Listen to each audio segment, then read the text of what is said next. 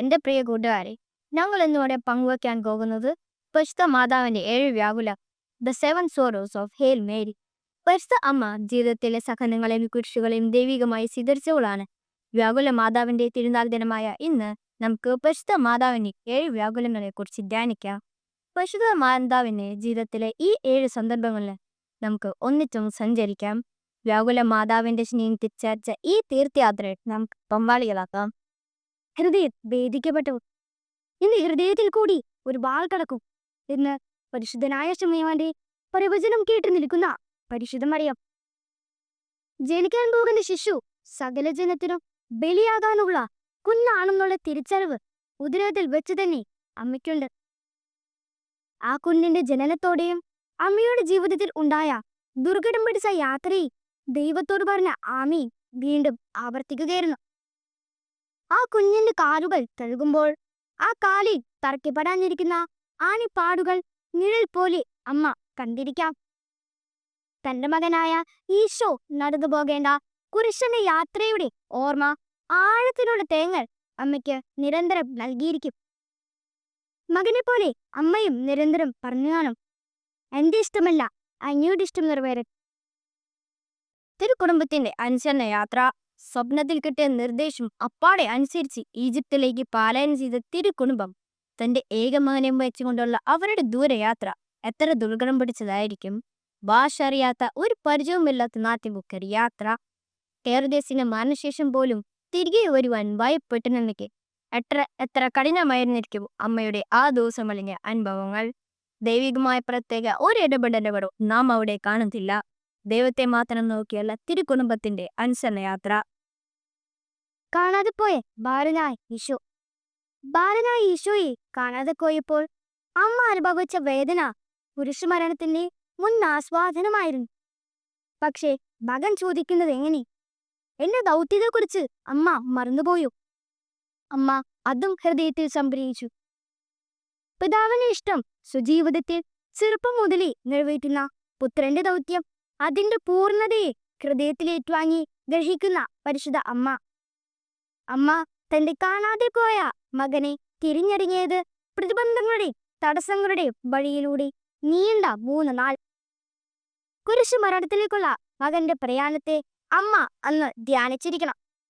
കുരിശുയാത്രയിൽ അനുഗമിച്ച പരിശുദ്ധ അമ്മ. കുരിശുയാത്രയിലൂടെ മകന് മുന്നോട്ട് പോകാൻ ആ ശക്തിയും ധൈര്യവും നൽകുന്ന പരിശുദ്ധ അമ്മയുടെ സാന്നിധ്യം.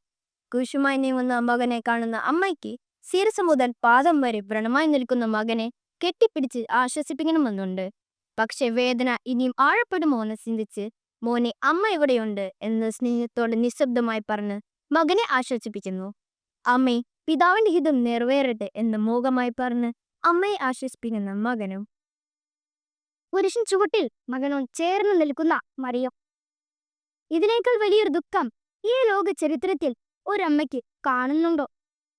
തന്റെ ഏകമകൻ ആകാശത്തിനും ഭൂമിക്കുമിടയിൽ കുരിശിന്മേൽ തൂങ്ങി നിൽക്കുന്നു. ഹൃദയം തുളയ്ക്കുന്ന വേദന.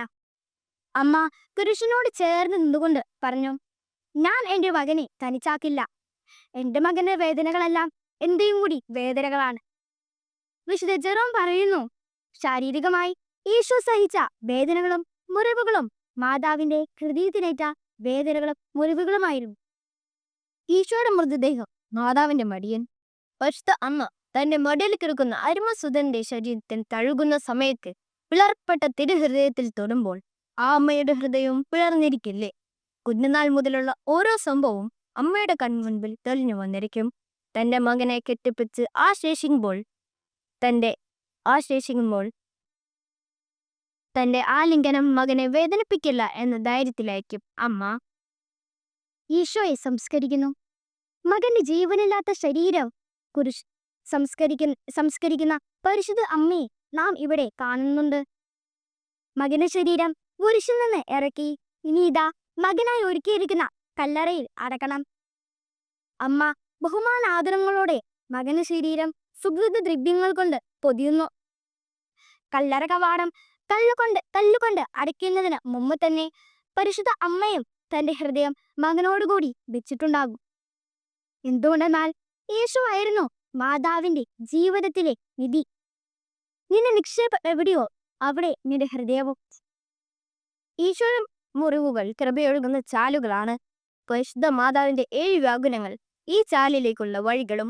ഓരോ സഹനവും വിലപ്പെട്ടതാകിയാൽ ഓരോ കൊച്ചു സഹനവും നഷ്ടപ്പെടുത്താതെ നമുക്ക് ഈശോയുടെ മുറിവിലേക്ക് ചേർക്കാം.